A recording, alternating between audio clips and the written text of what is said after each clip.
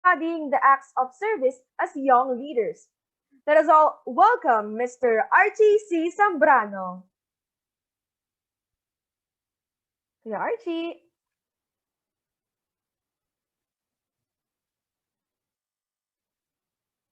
Andito na ba? Ayan, andito si Sir Archie. Ayan.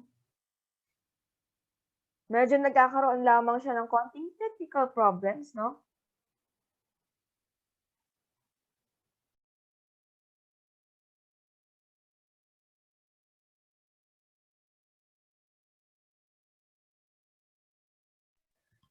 Sir, I think you are on mute yata. Or Ayan, hello. Ayun, Ayan. hello. Magandang hapon sa inyo, no? Magandang araw. Sorry, pasensya na kasi nandito ako sa munisipyo ngayon. Ayun, and may biglaan kasi kaming meeting and actually ay mag-shoot kami for Balitang GMA today kaya biglaan po na hindi ako masyadong nakapag-prepare at natataranta rin talaga ako ngayon kasi marami kaming ginagawa dito sa munisipyo ngayon. Pero ayun, ayos lang. Nakikita niyo yung yung naka-share sa screen. Yes Yan. po. So, embodying the act of service as young leaders. So, unang-una po, nais ko pong mag-greet sa inyong lahat ng isang mapagbuklod at mapagpalayang araw sa ating pong Regional Youth Formation Coordinator, Sir Albert Calasito, sa principal po ni si Dr. Sally Genuino, Youth Formation Coordinator ng DASMA, Sir Jopet Dayok, sa ating pong SSG President, nakasama po natin sa Regional Federations, Rian, Kalubiran, SSG Advisor from Governor Luis A. Ferrer Jr. East National High School, Sir Edwin Bueno, sa lahat po ng SSG Advisors na nandito po, sa lahat po ng mga officers ng iba't ibang clubs and organizations, at sa lahat po ng SSG officers, at masang mapagbuklod at mapagpalayang araw po sa ating lahat. So before po ako magpatuloy, nais ko lamang po munang magpakilala. Ako po si Archie Zambrano. Ako po ay mula sa General Mariano Alvarez Technical High School. Ako po ay nasa ika-6 na taon ng panunungkulan bilang officer ng Supreme Student Government sa aming pong paaralan, 2 taon po bilang presidente ng Supreme Student Government at 2 taon din po bilang presidente ng Cavite Federation ng Supreme Student Government. So ayun ako ay nagagalak, natutuwa na inimbitahan ako ni Rian, inimbitahan ako ninyo na maging speaker ngayon at excited ako na i-share sa inyo yung aking mga kaalaman, yung aking mga karanasan sa abot ng aking makakaya. So nais ko rin sa inyo muna ipaalam, bakit pinili ni Archie Zambrano na maging isang student leader? Bakit ba ako isang leader sa aming paaralan, sa aming komunidad? Bakit pinipili natin gawin yon? So si Archie po kasi gusto natin na paglingkuran yung fellow students natin. Bata pa man po tayo, nakikita natin sa mga ibang tao nakapaligid sa atin, nakikita ko sa tatay ko, gusto niyang maglingkod. So na-adapt ko, gusto ko maglingkod sa ibang tao, bata man o matanda o kahit sino. And I always want myself to get involved and engage sa buong community. Gusto ko lagi kasali ako. Ayun. Then, I want to create network. Gusto ko may network ako. Gusto ko may organization ako. Gusto ko marami akong taong nakakasalamuha. And then, another thing, isa sa mga pinaka-importanting bagay ay alam ko na itong mga ginagawa ko bilang student leader, isang preparasyon para sa pangarap ko in the future. So mamaya, may relevance to. Hindi ako nagmamayabang. May relevance ako bakit ko binabanggit sa inyo. Kung bakit nga ba pinili ko maging isang student leader. So, kayo, why did you choose to become a student leader? Kasi di ba alam naman natin na mahirap, komplikado, lalo na sinasabay pa natin sa academics natin. So Rian, ikaw, kung okay lang if I may hear a word from you, bakit sa tingin mo, ikaw nandyan sa position mo ngayon? I decided to join the leadership journey kasi Archie, I have advocacies and campaigns that I want to share with others and I really want just to inspire others na maging best version of themselves kasi nalalabas yun when you're in the leadership field, lalabas yun yung best version mo. All right. So that's right. talagang ang driving force natin kung bakit tayo nandito, isa sa mga dahilan din, because may nakikita tayong problema and we want to be part of the solution and not exacerbate the problems that we are facing at what we can see right now. So ayun yung isa sa mga driving force natin. No? So meron tayong iba't ibang dahilan kung bakit tayo nandito sa posisyon natin, kung bakit ka presidente ng YesO, kung bakit officer ka ng HE, kung bakit nandyan ka ngayon sa position mo, kung bakit nandyan. So now that you are in the position, nandyan ka na. So what matters most is that you should know how to do your responsibilities bilang nandyan ka sa posisyon. Nasa iyo na eh, nasa posisyon ka na eh. So what are the things that I must do for me to be able to capacitate myself and to be a service to other people? So ngayon, masasabi natin na dahil nga nandyan na, may kapangyarihan ka na, we are all empowered. Yung mga nandito lahat, I would like to remind every one of you guys na lahat tayo na nandito, empowered tayo. Mahalaga na before ka mag-serve sa ibang tao, you should acknowledge first that you have the power. You are empowered. May kapangyarihan ka. Hindi ka estudyante lang, hindi ka bata. So ayun, kailangan mahalaga, maunawaan mo, maintindihan mo sa sarili mo na may kapangyarihan ka. So, ayan. Ngayong araw ay ibibigay ko sa inyo yung mga naging karanasan ko towards my 6 years journey as a student leader. And I want to highlight this topic, servant leadership. So when we say servant leadership, it is about focusing on the needs of others, especially team members, before you consider your own. Siguro nakapag-undergo na rin kayo ng ibang mga leadership training na nabanggit yung servant leadership. No? Pero mahalaga na balikan natin paulit-ulitin natin yung servant leadership, because servant leadership ay hindi natututunan ng isang beses lang. Tinuro sa'yo today, mamaya servant leader ka na. So servant leadership ay natututunan sa mahabang proseso, because servant leadership is a behavior. This is not a technique, this is not a style.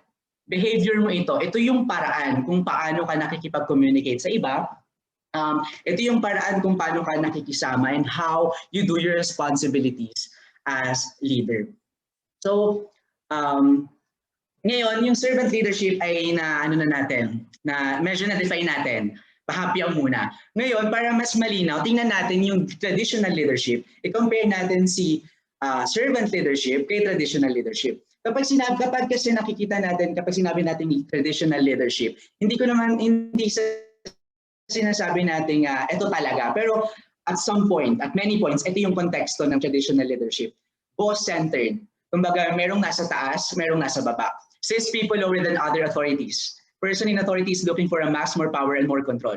Sa traditional leadership kasi, tingin natin sa sarili natin, when you are the leader, you are the boss as well. Kailangan sundin ka ng subordinates mo, kailangan very powerful ka, ginigay mo lahat ng power. And minsan, sa traditional leadership, kahit hindi natin ma-deny, minsan gusto natin na tayo yung nabibigyan ng acknowledgement, tayo na-recognize. Kumbaga, ito yung nalang pleasure natin eh. Pero kailangan natin talaga na matutunan yung servant leadership. Because servant leadership, unlike yung traditional leadership, servant leadership is other-centered. Kumbaga, we prioritize others. We give what other people needs before our own needs. Ganun yung sinasabi natin sa servant leadership. So, ngayon, alam na natin yung servant leadership.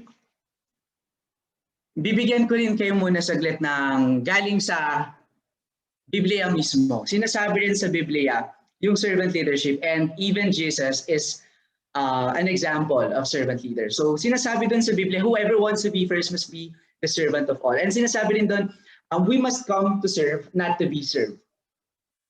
And ayun yung best description ng servant leadership.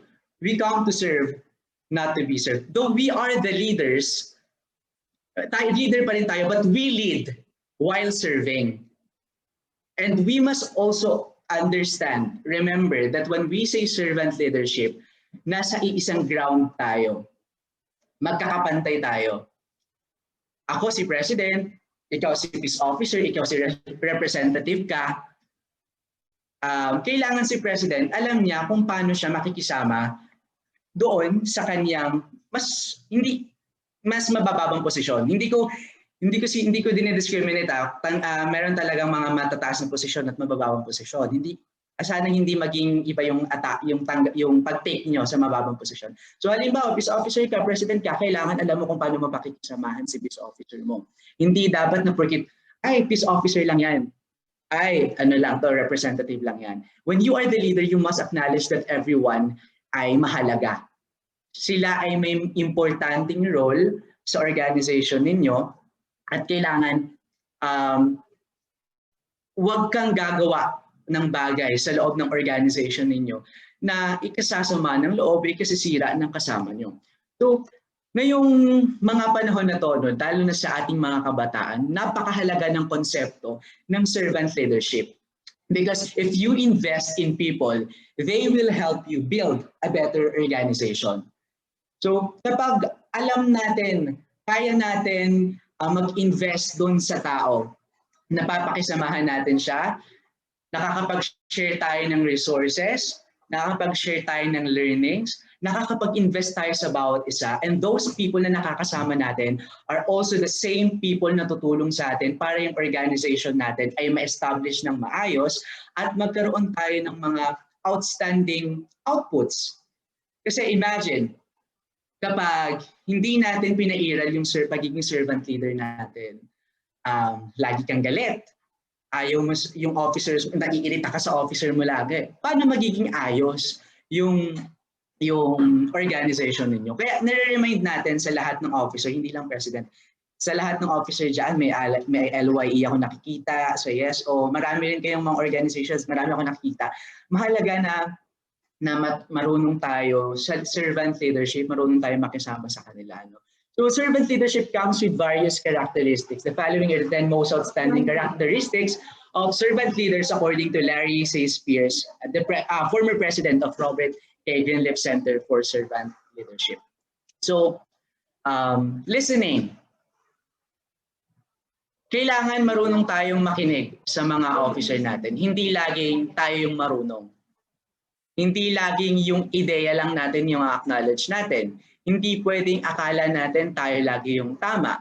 So we must listen to what other people or what the other officers want to say, because their opinions is valid. We are all entitled sa ating mga opinion, and dapat marunong tayo na yung opinion na yun ay pinakikinggan natin. And also, this improve our listening skills. Give people your full attention. Take notice of their body language. Avoid interrupting them before they finish speaking. And give feedback on what they say. So yung communication skills ninyo na napaprocess ng maayos, yung relationship nyo maayos din. Another thing is empathy. Servant leaders strive to understand others' people's intentions and perspectives. You can be more empathetic by putting aside your viewpoint temporarily. Set aside mo muna yung sarili mong viewpoint. Then, valuing others' perspectives and approaching situations with an open mind. Maging open tayo sa sinasabi nila. Next is healing. First, make sure that your people have the knowledge, support, and resources they need para magawa nila yung trabaho nila na effective. And make sure that they have a healthy workplace. Then take steps to help them happy and engage in their roles. Kailangan ikaw yung nagbe-build ng enthusiasm sa kanila. Kailangan kaya mong mag-create ng maayos na environment within your organization. Next is self-awareness. Self-awareness is the ability to look at yourself. Think deeply about your emotions and behavior and consider how they affect the people around you and align with your values. You can become more self-aware by knowing your strengths and weaknesses and asking for other people's feedback on them. Also, learn to manage your emotions. Kailangan yung emotion natin na ma-manage natin so that you can consider how your actions and behavior might affect others.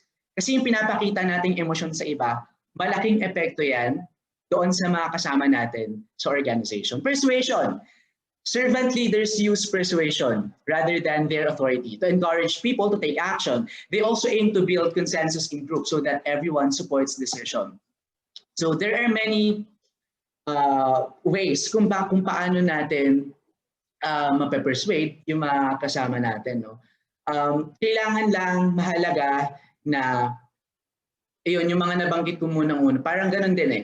Kailangan intindihin mo sila, then iparating mo rin yung sinasabi mo, and you must meet halfway at matuto ka na ma-persuade sila sa something na gusto mo. Conceptualization, this characteristic relates to your ability to dream great dreams. So, kailangan meron kang idea sa utak mo na so that you look beyond day-to-day realities to the bigger picture. Kailangan mas tinitingnan mo yung mga bagay-bagay sa mas magandang, mas malawak na konteksto. So if you're, okay, foresight, doon na tayo sa foresight. Foresight is when you can predict what's likely to happen in the future by learning from past experiences. So identifying what's happening now and understanding the consequences of your decision. So you can use tools na magagamit mo para dito. Kailangan tingnan mo kung ano yung strength, weakness, opportunities, kung ano yung mga threat. To think about your current situation and environment. So next is stewardship. Stewardship is about taking responsibility for the actions and performance of your team and being accountable for the role team members play in your organization. So ilink ko lang dito yung accountability. No? Last na yung pinakahuli naming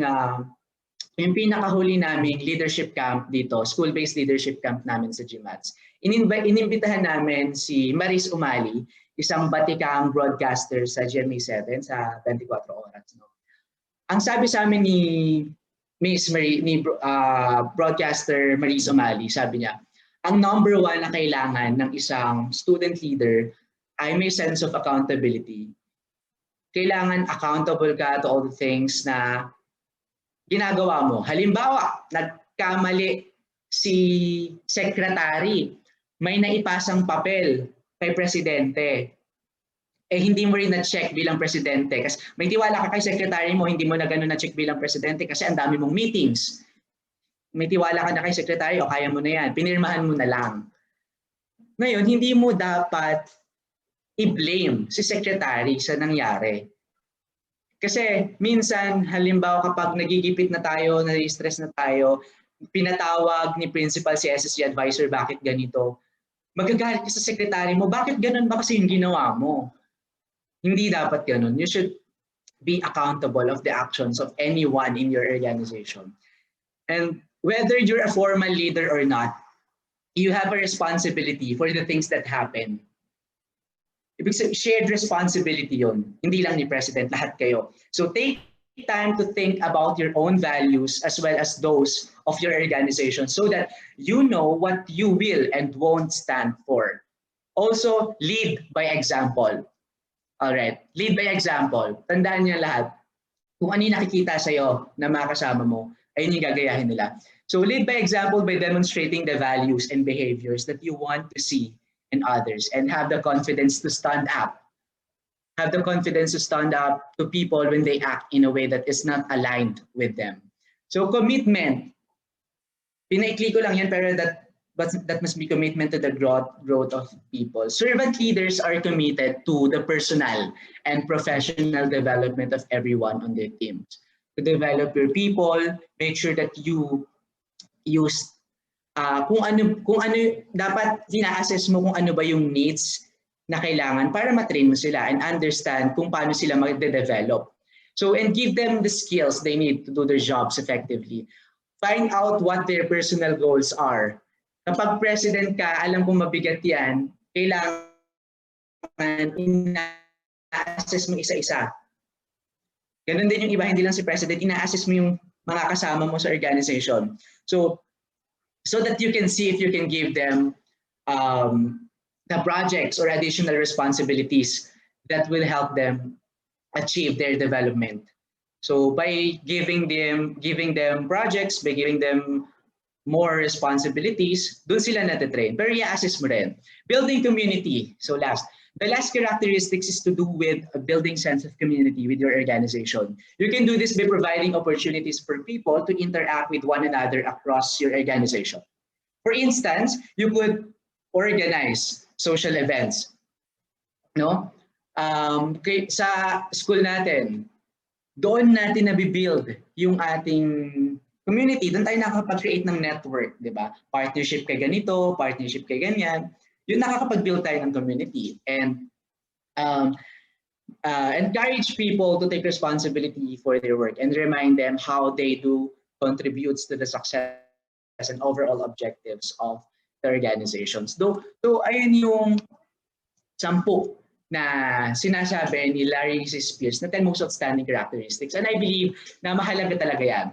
However, these are the 3 things na kailangan nating tatandaan. This is the 3 I's. Sino may subject siya ng I? So ibang I ito Integrity, initiative, and involvement.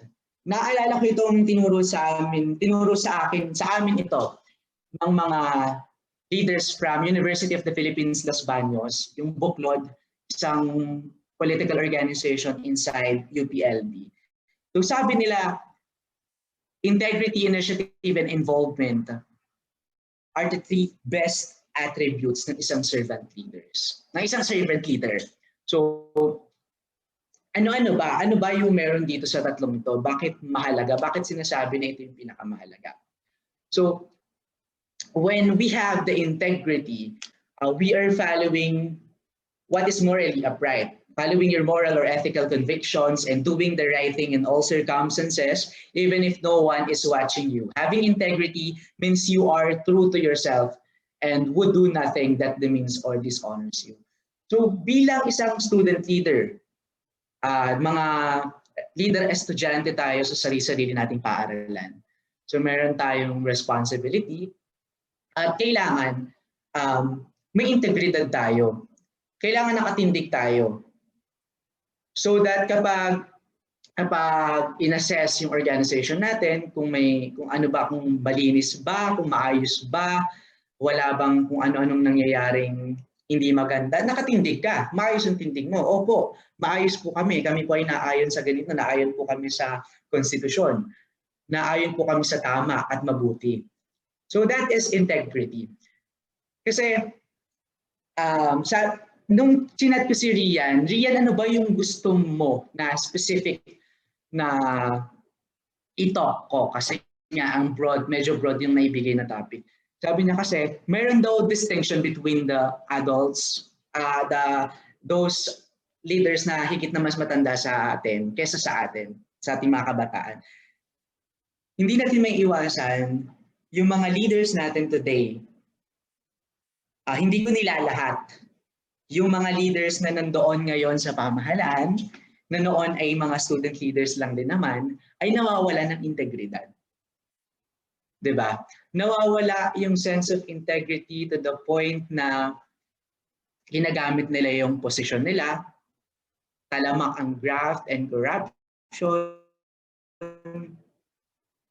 And we don't want the 21st century learners, the 21st century youth to be like that. Hindi natin gusto na yung nakikita natin sa kasalukuyan ay mangyari sa panahon na tayo na yung nandoon sa posisyon, na tayo na yung namamahala, na nasa atin na yung kapangyarihan. Wait lang commercial muna. Bakiki-off na lang po ng camera ni SSG PIO. Ayun, kung okay lang. Hindi ko na sasabihin kung bakit. Ayun, salamat. Ayun, kailangan natin ng integrity. Sorry dun sa PIO. Sorry. So next is initiative. Napakahalaga bilang servant leader that we have the sense ng pagkukusa. Successful leaders do not wait for someone to tell them what to do. Hindi kailangan sabihan ka kung anong kailangan mo gawin. They think on their feet and take appropriate action, proactive rather than reactive, appear flexible, confident, and courageous. They help their teams and organizations to innovate progress and overcome competition, and they spot and take advantage of opportunities that others pass by. So kailangan bilang mga leaders, meron tayong pagkukusa. Hindi yung sasabihan ka pa ni Presidente. So di ba meron tayong mga committee? Halimbawa sa SSG, meron tayong mga permanent committee dyan ayon sa Constitution. So meron tayong 7. Ngayon may committee ka. Committee on Peace and Order, halimbawa. Ano yung mga kailangan mong gawin dun sa committee mo? Hindi ka na kailangan sabihan ni Presidente. Hanap ka ng proyekto mo.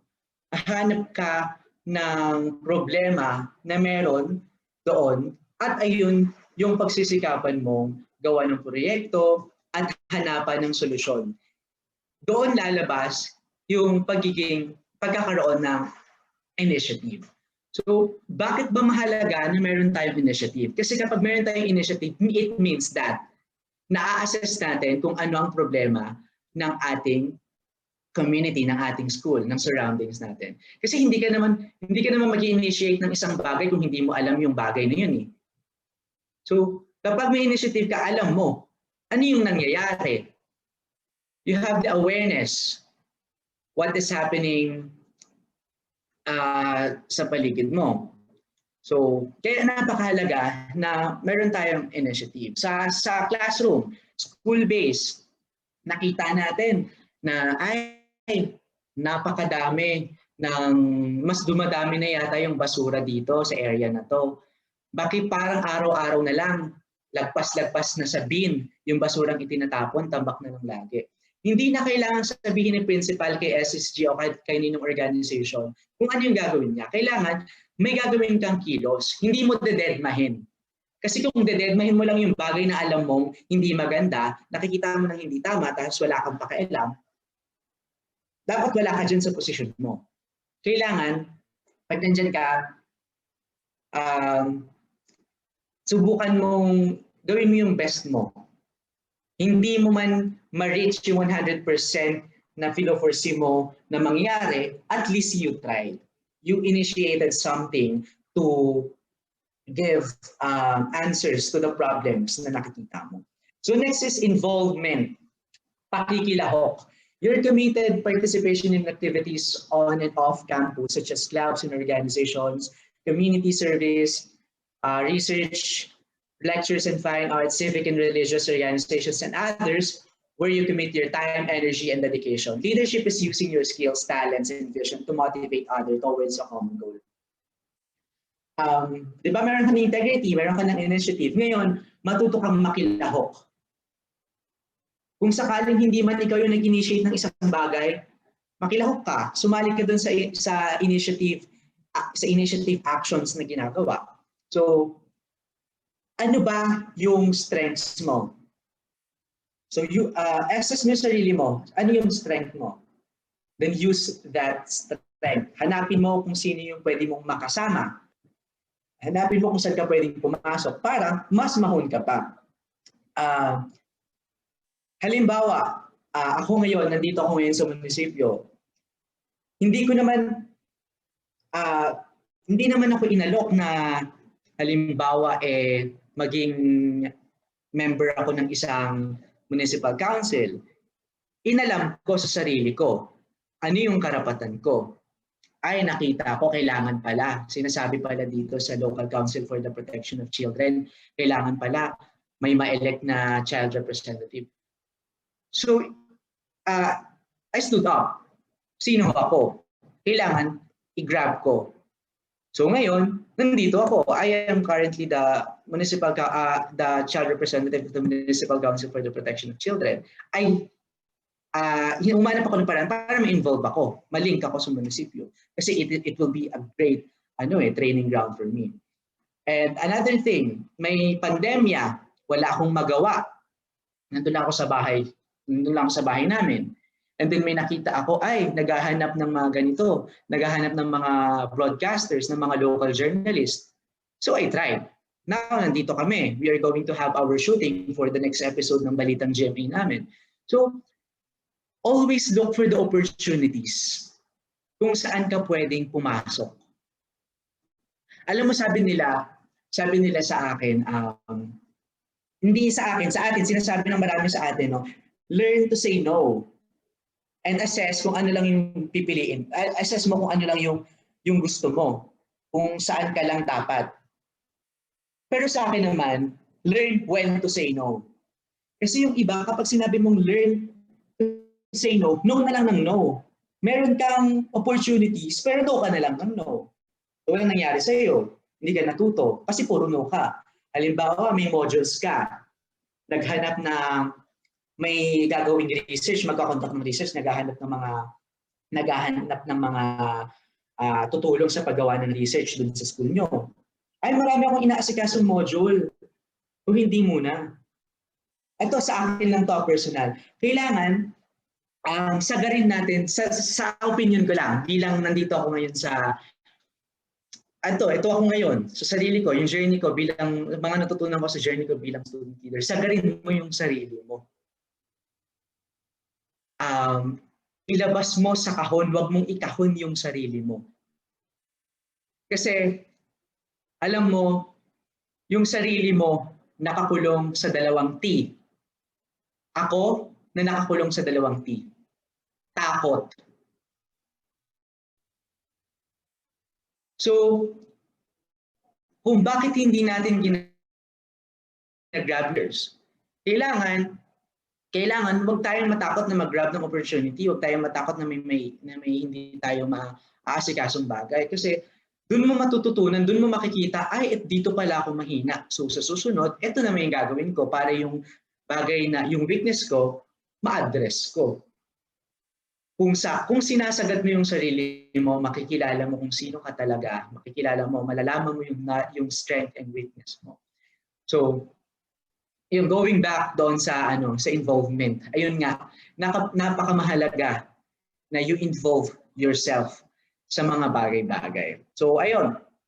Yun lang yung tatlong bagay. 'Di ba ang dami kong diniscuss sa inyo na 10 attributes. Pero ayun yung tatandaan lang natin. Integrity, initiative, involvement. Integrity, initiative, involvement. Kahit yun lang muna. Others will follow next. Kapag meron ka ng tatlo na yan. So, credits lang kasi baka mamaya inagaw ko yung talk. So, ulitin ko, yung tatlong bagay na yan, integrity, initiative, involvement, natutunan ko lang din yan sa buklod UPLB. So, ayun yung mahalagang bagay na kailangan natin, yung mga important attributes of being a servant leader. So, let's have a recap. Servant leadership is when you put first other people before yourself. Lagi mong hinahanap kung ano yung magagawa mo for others at hindi yung ano yung magagawa ng iba para sa'yo. So always, ayun, dagdag ko lang din, always remind yourself na you are important. You are powerful. Mahalaga ka, kasali ka. Hindi ka bata lang, hindi ka estudyante lang, makapangyarihan ka. Ayun. So, next, yung mga attributes, ito nga, integrity, initiative, involvement, tatandaan natin. So before I end, gusto ko lang din i-take yung opportunity, no, na sana registered voter na tayong lahat, yung mga nandito, inaanyayahan, kahit hindi ko man kayo kababayan, kahit hindi tayo magkasama sa isang town. So sana registered voter na tayong lahat. No? Ayun. Muli po, ako po si Archie Zambrano. Sana naintindihan, naunawaan, may na-absorb sana kayo sa akin. Sorry kasi medyo minadali ko talaga dahil mayroon pa kaming gagawin. Ayun, kaya maraming salamat sa inyong lahat. Ayan, thank you for participating. Follow me on Facebook, Archie Zambrano. Twitter, Ginoong_K. Promote ko lang yung sarili ko. Ayun. Sana, yun, na-observe talaga kayo sa akin. And I am hoping na yung mga organization, school-based organization natin, no, ay malaman ninyo na uulit-ulitin ko, kailangan alam mo, kahit ikaw ay hindi SSG, kahit anong organization man, kung ikaw ay mandated, kung ikaw ay academic, kung ikaw ay special interest club, tandaan mo na malaki ang ginagampanan mong papel sa miyembro na mayroon ka. Ayun. Kailangan alam nyo yan. So muli po, this is Archie Zambrano, your GMAT's Supreme Student Government. May God bless the Philippines. Mabuhay po tayong lahat. Wow, Kuya Archie, napaka-powerful talaga ng talk mo, no?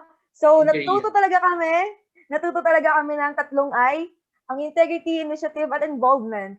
Okay, thank you very much, Kuya Archie Zambrano from GMATS.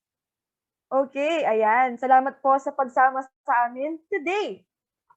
Ayan, sa mga may katanungan kay Kuya Archie, kindly turn on your microphones and ayan, pwede kayong magtanong sa kanya.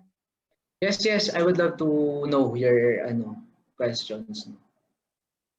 Ayan, very open si Kuya Archie sa inyong mga katanungan. So if you have questions, katanungan, meron pa bang mga magtatanong?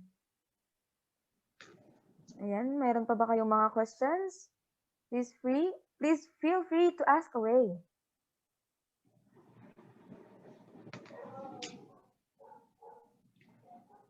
Okay, I think wala na tayong mga katanungan, Archie, ano? So thank you very much for joining us today in this online training, PAGSIBOL.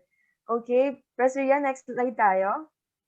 Okay, here's the certificate of appreciation. It's given to you, Mr. Archie C. Zambrano, for imparting his valuable knowledge to the students of Luis Y. Ferrer Jr Senior High School, conducted via Zoom, entitled PAGSIBOL, School-Based Club and Organization Training Program, given this 25th day of February 2021. Signed by Sir Georgie L. Parale, our SSG Advisor, Ms. Rian Calubiran, our SSG President, and Ms. Sally P. Hinuino, the SSG School Head. Thank you very much for joining us today, Archie. We learned a lot from you. Napaka-powerful ang talk mo, grabe. Thank you very much. Thank you so much. Thank you. Thank you. Okay, moving on sa ating mga announcements. Okay. So, ayan, please visit the evaluation form, https://forms.gle/ZMC-FRZS2P1J9ZQZ7. Ipopost po yan ng ating mga officers or ang ating technical committee sa chat box. Kindly visit the chat box na lang. Okay, so ito ang mga naka-line up nating activities for this, ang mga natitira na lang natin na activities for this school year. So sa second semester enrollment, retrieval of modules ay sa March 5. Ito ay magaganap sa ating school. Next up is the Yes o Angas ng Luisiano on-the-spot rap battle and the Plantito and Plantita pageant on February 26 and in the first to third week of March. Next up is the LYE Club Project Flex, Lubisanong Payaman, and Refresh. So ito ay mga naka-line up sa March 2021. Next up is the RCYC or the Red Cross Youth Council Social Media Posting on Fire Prevention Month. This is also lined up on March 2021. Next up is the Luis Y. Ferrer Jr Senior High School Media Literature Literacy Webinar. This is all lined up on February 26, 2021, so malapit na. And lastly, the ICT Club, Use of ICT in the Learning Process and Proper Netiquette. This is going to be on March 12, 2021. So, ayan, abangan natin ang mga natitira nating activities, yung mga naka-line up. At paalala lamang mga Lucianos, ayan, dahil tayo ay mga leader na nandito, ay pakipaalalahanan lamang po ang ating mga kaklase na magkakaroon tayo ng enrollment muli para sa second semester natin. So, this is going to be on March 1 to 5. Ayan. So, paki-ready na lang ang ating mga requirements, ang ating school ID kung meron. At please stay safe sa pagpunta sa school. Magdala ng face mask at face shield at syempre ng mga disinfecting like alcohol and sanitizer. So, yun lamang po. Okay. Thank you very much po. Okay, ayan. So, next up is the closing remarks to be given by the Supreme Student Government Advisor, our very own Mr. Georgie L. Parale.